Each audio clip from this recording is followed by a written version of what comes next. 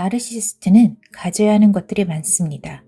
자신의 것이 아닌 것들을 끊임없이 갖고자 하죠. 그런데 반대인 것도 있습니다. 나르시시스트에겐 절대 가져서는 안 되는 것 또한 있는데요. 오늘 영상에서는 바로 그것에 대해 얘기해보고자 합니다. 이걸 가지면 위험해지는 나르시시스트. 그 이야기의 주인공은 니나입니다. 니나는 발레리나로 새로 올려지는 백조의 호수의 주인공이 되고자 합니다. 그런데 니나에게는 연이어 이상한 일들이 일어납니다. 지하철에서 자신과 닮은 듯하지만 전혀 다른 분위기의 검은 옷을 입은 여자와 스치고 어깨에는 두드러기가 올라옵니다. 긁으면 긁을수록 자국이 심해지고 손톱을 깎으려다 손톱이 잘려나가 피가 흐르기까지 하죠. 그녀를 걱정해주는 건 어머니입니다. 니나는 어머니의 말을 거스르지 못합니다. 니나는 순종적이고 착한 딸이자 나약하리만큼 여린 사람이죠. 그런 터라 단장은 니나에게 새로 올라갈 발레극의 주인공으로 맡기는 걸 주저합니다. 여리고 순한 니나는 백조에는 어울리지만 흑조에는 어울리지 않는다는 거죠. 단장은 백조와 흑조를 모두 소화할 수 있는 사람을 주인공시키겠다고 합니다. 그런 단장에게 니나는 도발적인 모습을 드러내어 주인공을 하게 되지만 기쁨도 잠시 니나의 어깨에는 흉물스러운 두드러기가 더 자주 올라옵니다. 니나는 열심히 해보려 하지만 뜻대로 되지 않고 엄마의 간섭은 심해집니다. 니나의 어머니는 니나를 통제하려 들죠. 발레를 하는 니나에게 케이크를 만들었으니 먹으라는 니나의 엄마. 니나는 거절하지만 니나의 엄마는 강하게 반발하고 결국 니나는 케이크를 먹습니다. 그러던 어느 날 릴리가 니나의 집에 찾아오고 니나는 릴리의 권유로 일탈을 하게 됩니다. 니나는 릴리가 시키는 대로 엄마에게 반항을 합니다. 생애 첫 반항을 하는 니나. 그리고 릴리는 니나를 탐하죠. 그렇게 일탈을 보낸 다음 날 니나는 릴리를 찾아가지만 릴리는 니나의 말을 받아들이지 않습니다. 자신은 니나의 집에 찾아간 적이 없다고 말하는 릴리. 거기다 릴리는 무심한 얼굴로 괴물을 뿐입니다. 이후부터 니나에게는 더 환상이 자주 보이기 시작합니다. 어깨에는 마치 흑조의 털 같은 게 나기 시작하고 환상에 시달리게 된 니나는 선배를 찾아가 그간 자신이 몰래 가져갔던 것들을 두고 나오지만 선배가 자신의 얼굴을 찌르는 장면을 보고 말죠. 하지만 포기할 수 없었던 니나. 그러다 릴리가 자신의 대역을 맡았다는 소식에 니나는 단장에게 호소합니다. 다른 사람은 몰라도 릴리는 절대로 안 된다고. 릴리가 자신의 역할을 노리고 있다고요. 그리고 대망의 공연이 있던 날 니나는 백조로서 공연을 하지만 잘 되지 않습니다. 그리고 그런 그녀를 비웃는 릴리. 릴리는 흑조의 차림으로 백조인 니나를 조롱합니다. 이에 참을 수 없어진 니나는 릴리를 밀어뜨리고 거울 조각에 찔린 릴리는 숨을 거두고 맙니다. 살인을 저지르고 만 니나. 니나는 수습하기 위해 릴리를 숨기고 재빨리 무대로 올라갑니다.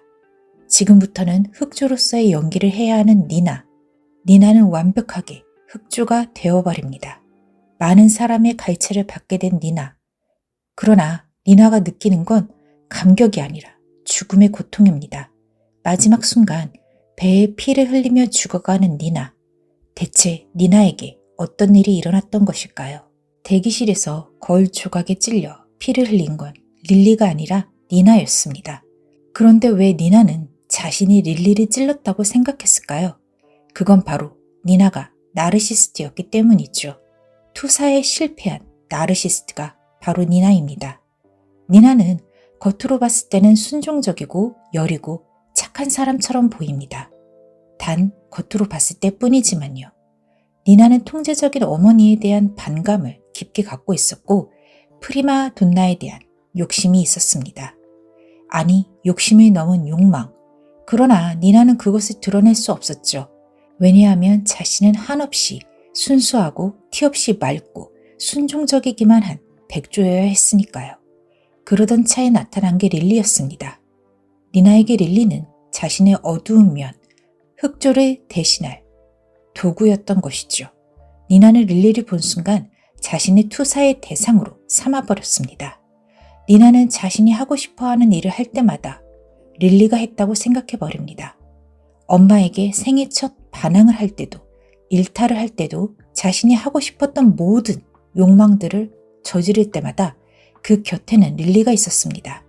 그러나 그 모든 건 릴리가 아니라 니나 자신이 한 것이었죠. 니나는 순종적인 삶에 지쳐 있었습니다. 그래서 자신이 아닌 자신, 그러나 진짜 자신이 스쳐가는 삶을 살고 있었죠. 그런 니나에게 숨통이 트인 건 투사를 할 대상 릴리가 생겨나고부터였죠. 니나가 얼마나 모순적인 나르시스트냐면 니나는 누구보다 주인공 역할을 하고 싶어 단장을 유혹할 마음으로 선배 베스의 립스틱까지 훔쳐 단장을 찾아갑니다. 그러면서도 단장의 노골적인 물음에는 아무것도 모르는 척 나가려 하죠. 그러자 단장은 니나에게 그럴 작정으로 차려입고 들어온 게 아니었냐며 니나의 속내를 꿰뚫어 버립니다. 니나가 자신에게 키스하는 단장의 혀를 물어버린 건 키스를 한 것에 대한 반감이 아니라 자신의 속마음을 꿰뚫어 버린 것에 대한 수치심을 느끼게 한 것에 대한 처벌이었죠. 니나는 이처럼 자신의 욕망이나 단점, 반항심 같은 깨끗하지 않은 자신의 면은 거부하려는 성향이 강했죠. 자신은 완벽하게 무결점의 하얀 백조여야 했으니까요. 그래서 그 모든 것들을 투사할 사람으로 릴리를 선택한 것입니다. 하지만 릴리에게 뒤집어 씌웠을 때 릴리가 덤덤하게 반응하지 않고 오히려 되묻자 니나는 투사에 실패한 나르시스트가 되고 맙니다. 오히려 자신에게 그런 욕망이 있다는 걸 들켜버리고 말죠. 그런데 릴리는 물론 그 누구에게도 투사할 사람이 없어진 니나는 결국 순종적이고 여린 자신을 죽이고 무대에 오르지만 죽음을 맞고 말죠. 왜냐면 가식적으로 본성을 억누른 쪽이나 야망과 욕망이 치다른 쪽이나 어느 쪽이든 니나 자신 한 사람이었기 때문이죠.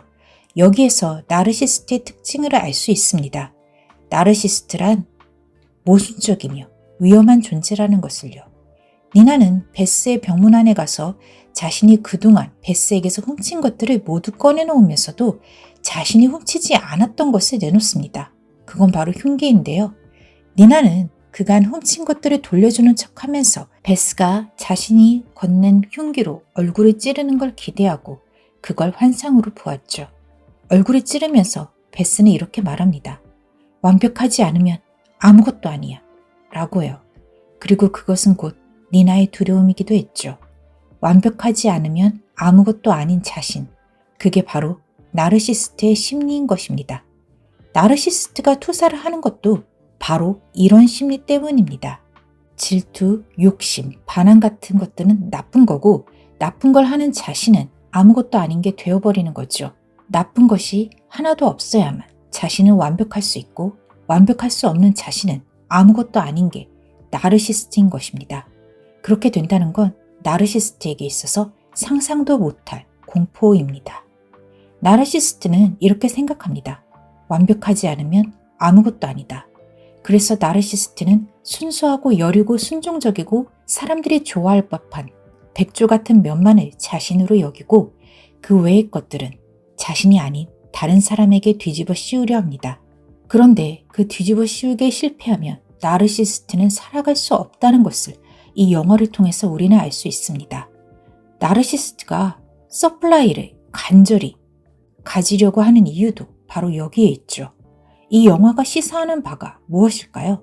영화를 본 분들은 알겠지만 영화 속의 마지막 대사는 바로 I was perfect, 나는 완벽했어요입니다.